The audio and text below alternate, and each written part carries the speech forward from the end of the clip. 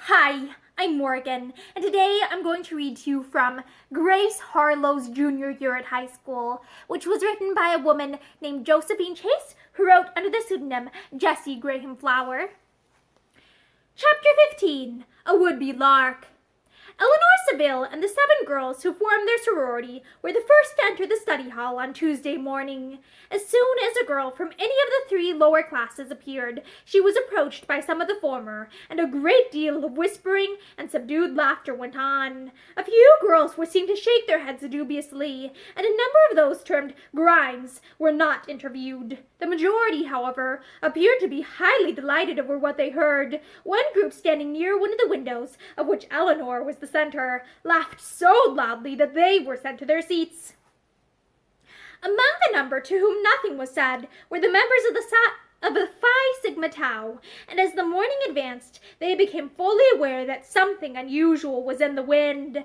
Several times they caught sight of a folded paper being stealthily passed from one desk to another, but as to its contents they had no idea, as it was not handed to any one of them. At recess, there was more grouping and whispering, and Grace was puzzled and not a little hurt over the way in which she and her friends were ignored. Such a thing had not happened since the basketball trouble the previous year. "Eleanor started that paper, whatever it is," said Nora O'Malley to the Phi Sigma Tau, who stood in a group around her desk.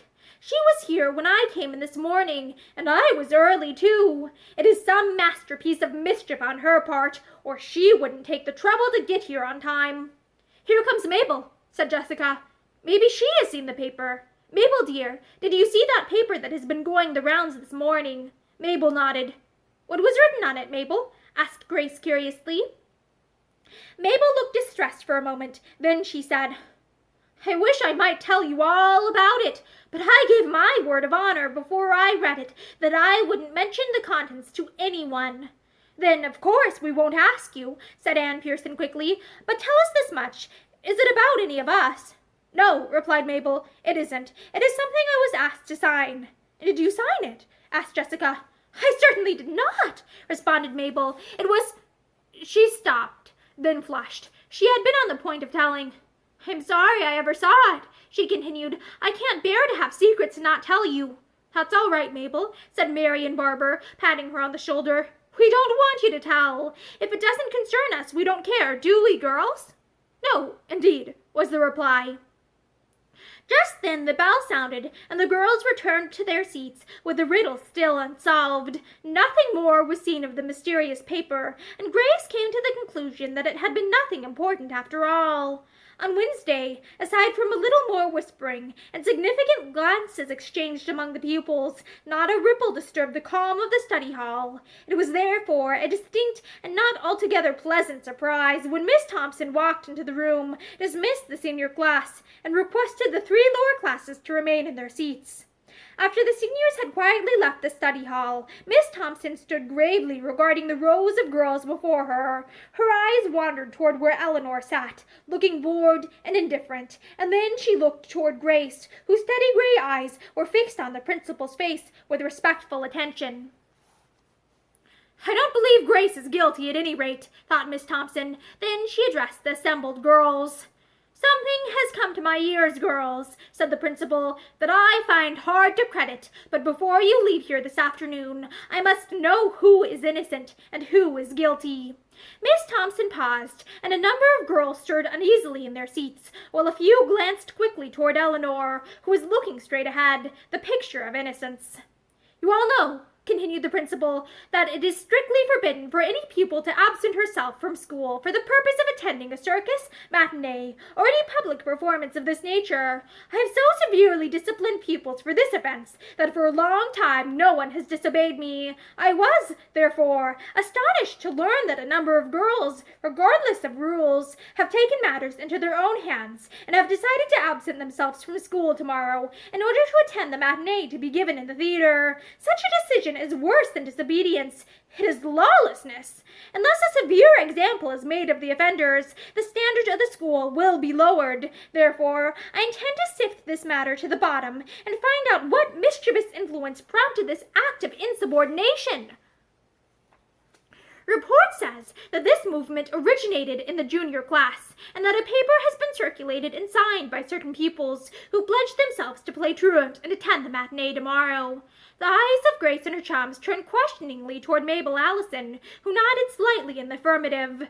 So that was what all the whispering and mystery had meant. Grace inwardly congratulated herself on having kept clear of the whole thing. None of her friends were implicated either. Even Mabel had refused to sign. I have dismissed the senior class because I have been assured of their entire ignorance of the plot. What I insist upon knowing now is who are the real culprits, beginning with the girl who originated the paper to the last one who signed it. I'm going to put every girl on her honor, and I expect absolute truthful answers. The girls who signed the paper I have mentioned will rise. There was a moment of suspense. Then Eleanor Saville proudly rose from her seat. Her example was followed until 2/3 of the girls present were standing. The principal stood silently regarding them with an expression of severity that was decidedly discomfiting. "That will do," she said curtly, after they had stood for what seemed to them an age, but was really only a couple of minutes. "You may be seated. The girl who composed and wrote that agreement will now rise and explain herself." Without hesitating, Eleanor rose and regarded the principal with an insolent smile. "I wrote it, Miss Thompson," she said clearly. "I wrote it because I wished to. I am sorry you found out about it, because it has spoiled all our fun." There was a gasp of horror at Eleanor's assertion. No one had ever before spoken so disrespectfully to their revered principal. "Miss Saville," said the principal quietly, although her flashing eyes and set lips showed that she was very angry. "If you have that paper in your possession, bring it to me at once, and never answer me again as you did just now. You are both disrespectful and impertinent." But Miss Thompson's anger toward Eleanor was nothing compared with the tempest that the principal had aroused in Eleanor. The latter flushed, then turned perfectly white with rage. Still standing, she reached down, picked up a book from her desk, and took from it a paper. "This," she said, in a low, tense voice, "is the paper you wish to see. I do not choose to let you see it. Therefore, I shall destroy it." Then she deliberately tore the offending paper into shreds and scattered them broadcast. "I hope you understand that I am not afraid of you, or any other teacher in this school," she continued. "I have never been punished in my life. Therefore, I'm not liable to give you the first opportunity. I despise you because you are a ridiculous prig, and I am glad of an opportunity to tell you so.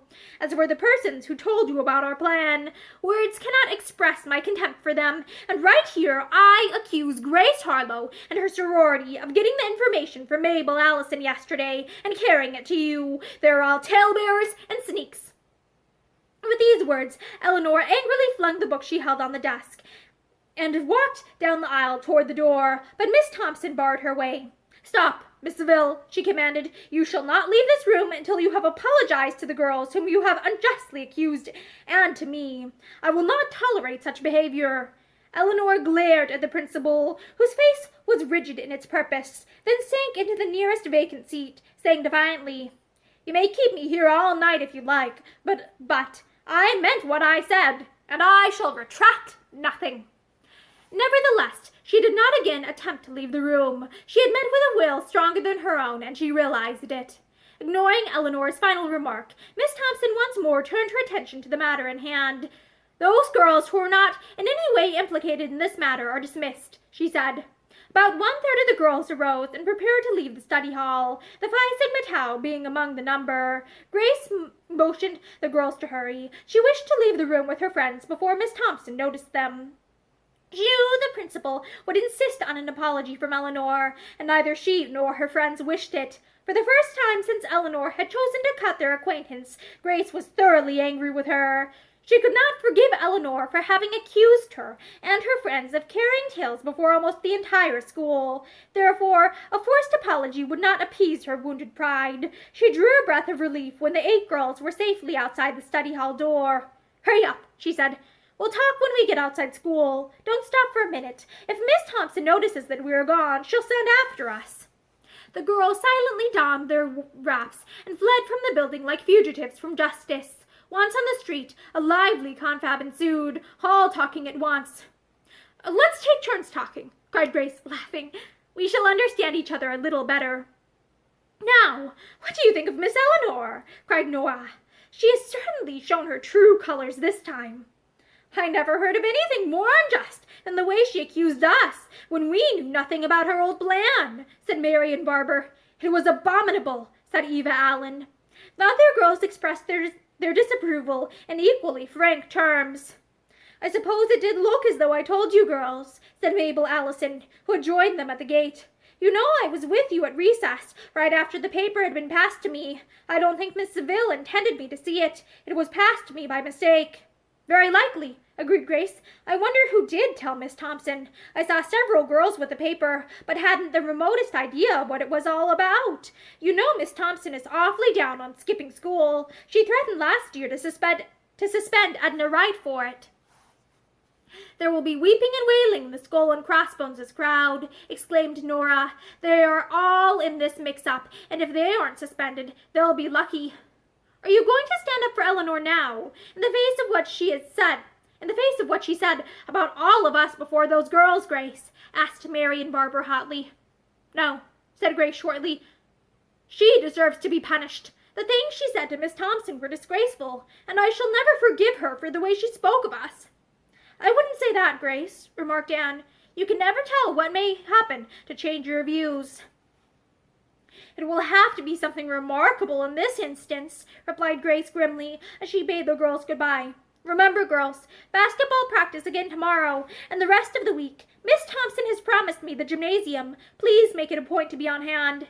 Goodbye, Grace, chorused her friends, and went on down the street, discussing the probable fate of the would-be truants. And then there is a section break. To return to those youthful transgressors, they were spending a most uncomfortable half-hour with Miss Thompson. She was merciless in her denunciation of their conduct, and the terror of suspension arose in more than one mind as they listened to her scathing remarks. It had all seemed a huge joke when they planned it, but there was nothing funny about it now, when, with the exception of Eleanor, the principal dismissed them. They filed decorously out, very uneasy in mind. Miss Thompson had taken their names, but had not stated their punishment, and it was certain that they would be made to feel the full weight of her displeasure. When the last girl had disappeared, the principal turned to Eleanor.